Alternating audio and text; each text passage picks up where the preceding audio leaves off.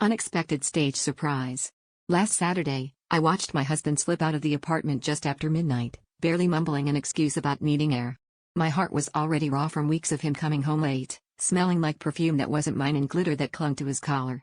My gut twisted as I threw on a coat and followed him down 3 blocks, ducking behind trash bins and lampposts while he disappeared into a neon-lit bar I'd never noticed.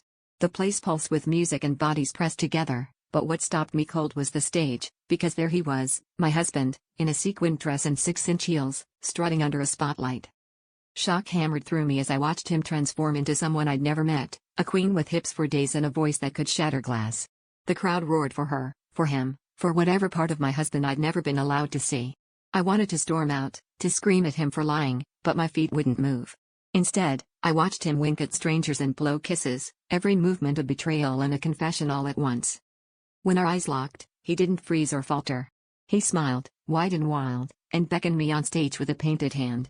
For a second, I wanted to run, but the anger boiling inside me demanded more than silence. I climbed up, blinded by the lights and the disbelief, as he handed me a feather boa and whispered, "Trust me." The crowd egged us on, and suddenly I was dancing beside the man I thought I knew, lost in a world he'd hidden from me. Backstage, breathless and shaking, I asked him why the lies, why the secrets, why pretend with me? He said he was afraid. Afraid I'd leave if I knew the truth, afraid he'd lose everything. I realized, as the makeup ran down his cheeks, that the double life wasn't about cheating on me with someone else, but about cheating himself out of being seen.